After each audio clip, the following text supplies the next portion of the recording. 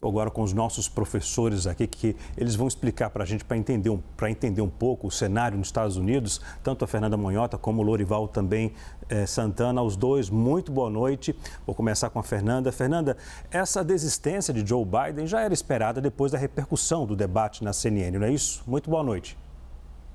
Oi, Leandro, boa noite, Lorival, um prazer estar aqui com vocês, né, em mais um capítulo dessa aventura que está sendo a eleição americana. Em uma semana a gente saiu de atentado contra um presidente e chegamos agora na outra ponta com a desistência do adversário, né? De fato, Leandro, você tem toda a razão ao dizer que essa não é exatamente uma novidade. Esse assunto já vinha sendo especulado na imprensa americana há muitos dias e a gente começou a perceber que, de fato, havia potencial de se concretizar na medida em que alguns sinais começaram a despontar. Primeiro, eu destacaria o fato de que os financiadores de campanha, embora logo depois do debate da CNN, nas primeiras 72 horas, eles tenham declarado apoio ao Biden, tentando refrear um pouco as críticas que estavam acontecendo naquele momento, logo na sequência, né, no decorrer das semanas seguintes, isso começou a ficar estancado, quer dizer, a gente começou a ver os grandes financiadores do Partido Democrata reticentes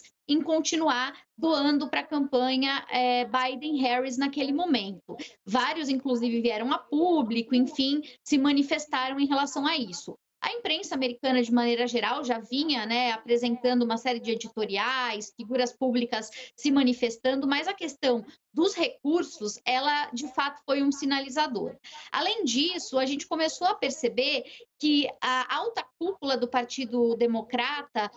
já vinha demonstrando, se não algum tipo de ressalva à permanência do Biden, pelo menos um silêncio constrangedor. Foi o caso, por exemplo, da Nancy Pelosi, que se manifestou dizendo que era importante esclarecer se aquele episódio, né, do debate, aquela dificuldade enfrentada no debate, era algo casual ou se era de fato uma condição. Então, ela levantou essa problematização, o que, claro, abriu margem para que outras pessoas defendessem que talvez o Biden não fosse o melhor candidato. E o próprio presidente Obama, né, que permaneceu em um silêncio, né, incômodo, ensurdecedor, e que, claro, não se manifestou contrariamente a figuras que são do seu círculo mais próximo e que tomaram a liderança pública, como foi o caso do ator George Clooney, não só uma figura importante, né, um grande articulador para a arrecadação de campanha democrata, mas também um amigo pessoal do casal Obama. Então, na medida em que o Obama, né, não se manifestou para contrariar o texto que foi publicado pelo George Clooney pedindo a saída do Biden, a gente começou a perceber que havia de fato ali uma mobilização grande que começou a sufocar a permanência. Então, você tem toda a razão, não foi uma saída inesperada, agora é uma saída cujo imprevisível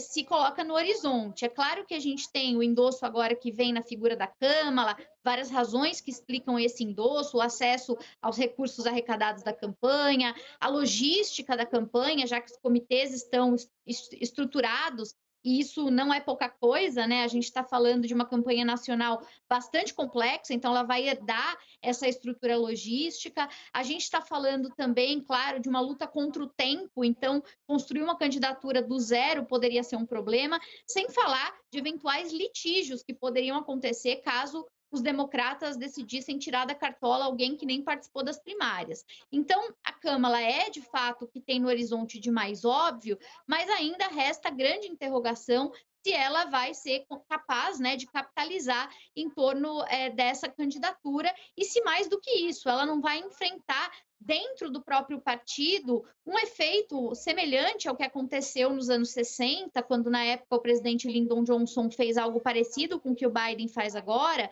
e que na época, ao invés de fortalecer a sua indicação, na verdade abriu espaço para uma enorme fragmentação e a ascensão de outras figuras. Então, a gente sabe que hoje o Partido Democrata, ele tem várias alas que inclusive muitas vezes não se dão bem, né? E que isso pode de fato acontecer, quer dizer, há um risco de que agora, ao invés de se cristalizar um apoio em torno da Câmara e que ela herde essa conciliação promovida pelo Biden, que exista um efeito colateral, assim como para o próprio Biden, Leandro. A gente não pode esquecer que, aqui mesmo na CNN já noticiamos, o primeiro movimento republicano agora é pedir a renúncia do Biden, porque vão dizer que se ele não é apto por qualquer razão para ser candidato, ele não deveria ser apto para ser presidente. Então, esse debate é um debate que teve que ser politicamente calculado e que é uma espécie de backfire, como a gente fala em inglês, com o qual os democratas vão ter que lidar. Então, assim, pode ser que a Câmara seja um fato novo que ajuda os democratas a trazerem o protagonismo para si novamente e tentar, a partir disso, construir uma candidatura competitiva contra o Trump? Sim, pode ser que seja, mas existem riscos colaterais, como esse de fragmentação que eu citava, em paralelo ao que aconteceu em 68, assim como existe uma pressão que vai incidir não só sobre a campanha da Harris e do seu eventual vice, como também sobre o governo Biden, que vai passar agora os próximos 6 meses sendo visto como, na literatura americana, as pessoas chamam de pato manco, né? Aquele presidente que todo mundo sabe que não vai continuar no poder,